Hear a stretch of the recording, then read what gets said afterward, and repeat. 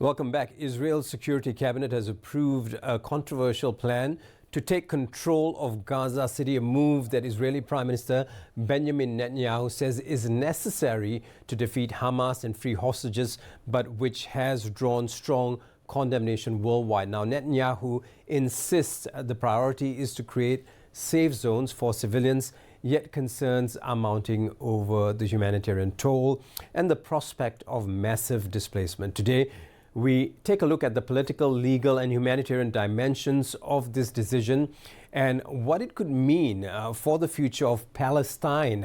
And I think a lot of us need to understand the difference between talking about Palestine and Gaza. And we'll find out because joining us right now is His Excellency Walid Abu Ali, the ambassador of the State of Palestine to Malaysia. Your Excellency, thank you so much for taking time off to join us and for waiting for so long to be on the air today. Now, what is your immediate reaction to Israel's Security Cabinet approving the plan to take control of Gaza or Gaza City?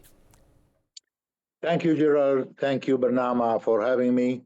And let me start with your first question regarding the Israeli plan to, as you mentioned, to control Gaza, where I personally disagree with the way it's been promoted. We have to differentiate between controlling Gaza and reoccupying Gaza. I think Israeli government, Benjamin Netanyahu, is trying to promote himself the way he wants since he started this war after the 7th of October up until today. The question I have, did Benjamin Netanyahu manage to achieve any of his objectives? And the answer is no.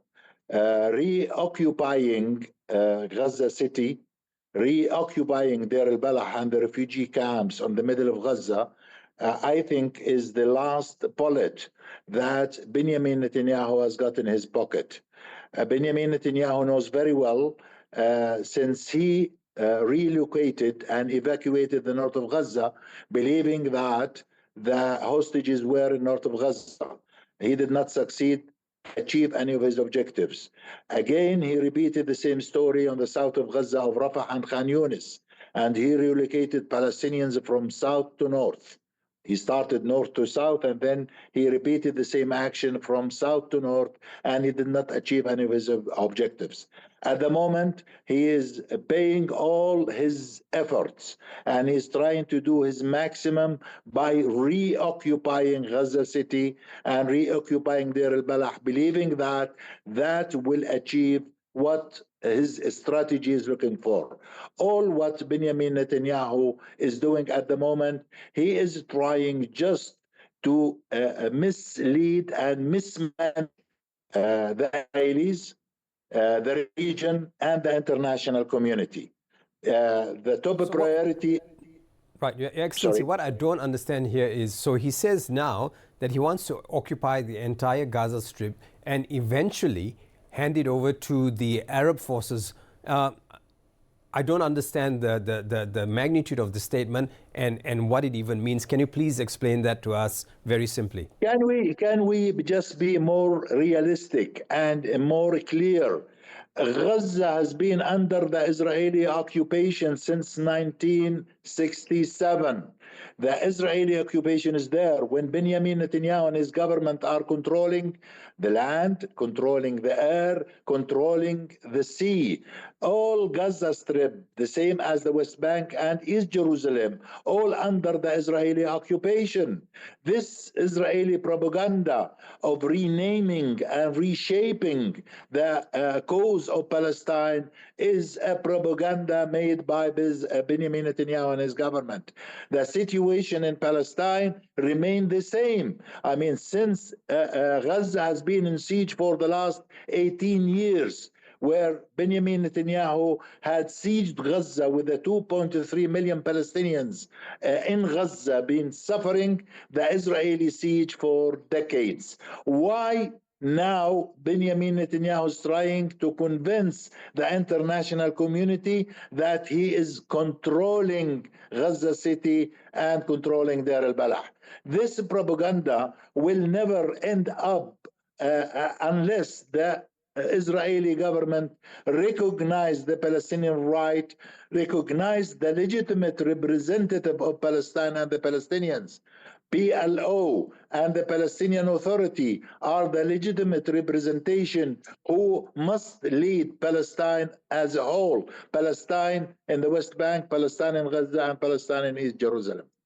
Right. So saying if it's handed over to, if his plan works and it's handed over to the Arab forces, what do you think will happen then, Your Excellency?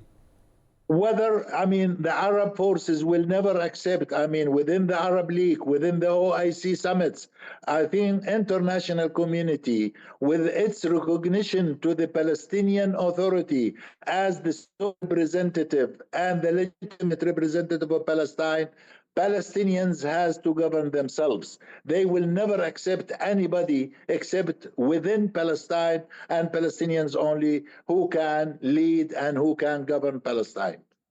Now the UN has warned that this plan will lead to more massive forced displacement and more killing. What are your concerns regarding the humanitarian impact on the hundreds of thousands of Palestinians in Gaza at this point, Your Excellency?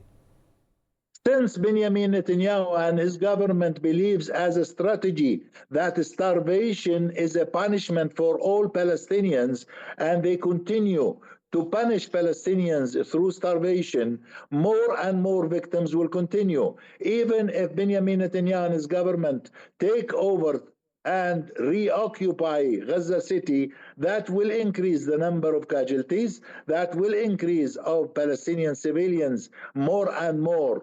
At the moment, we have an average of about 100 Palestinians killed daily. Since they introduced this Gaza humanitarian corridor or humanitarian facility, the victims on the distributing points are increasing on daily basis because they are targeted by the Israeli army, and there is no single 1 meter in Gaza considered safe and secure.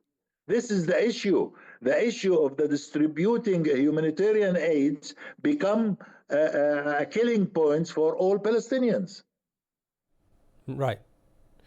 Your Excellency, I'm going to move away from the questions, and I want to talk about something we talked about prior to going on air, and this is the official statement welcoming Australia's announced recognition of the state of Palestine. Now, what should Malaysia and the world know with regards to this announcement and how important it is to create more of a trajectory in terms of gaining more support for Palestine to be a state? Because we always keep hearing Gaza, Gaza, Gaza all the time, but we never hear the word Palestine very often. So maybe give us a one-on-one, educate us a little bit on this and the statement by Australia, how important this statement is.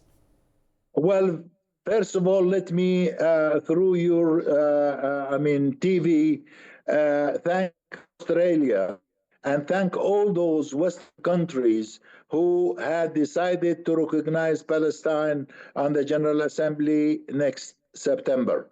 But we have, I have to share with you as well, that Malaysia did play a role to convince Australia and many other countries because through the bilateral relation between Malaysia and Australia, Malaysia can be a very influential country among ASEAN and among the region. Of course, having Australia, having New Zealand, having other Western capitals who had promised to recognize Palestine next September at the General Assembly, especially after the New York gathering, the initiative of France and Saudi Arabia, which encouraged many of the Western capitals to do so. This will actually make the Palestinians to feel optimistic towards achieving the two-state solution, towards achieving an end to the suffering of Palestinians for the last almost 8 decades. Of course, Malaysian has to understand well that the issue is not Gaza. The unity of the Palestinian geography, which includes Gaza, West Bank, and Jerusalem, is a very important, because what the Israelis are doing in Gaza, the Israeli settlers are doing the same in the West Bank. The Israeli security agencies are doing the same by protecting settlers to invade al-Masjid al-Aqsa on a daily basis with the support of Ben Ghafir and his government. So Malaysian has to understand that the struggle in all Palestinian territories, not in Gaza only. Yes, the damage in Gaza is more than the West Bank, but the Israeli violation of international law continued in all Palestinian territories. Your Excellency, thank you very much. It's an honor and always a pleasure speaking with you. We hope to have you soon on the airwaves when we get more updates with regards to all the efforts that's being done around the world in helping Palestine be recognized as a state very soon. Thank you very much, Your Excellency. Before ending, let me thank Malaysians who protest almost weekly and to share their support and solidarity to Palestine. Highly appreciated. Keep going. And we need your support until we celebrate together our freedom in Jerusalem, in Al-Quds, as a capital of the Palestinian state. Thank you. Thank you very much. His Excellency Walid Abu Ali, Ambassador of the State of Palestine to Malaysia. More global updates in just a moment. This is The World on BERNAMA TV. Stay with us.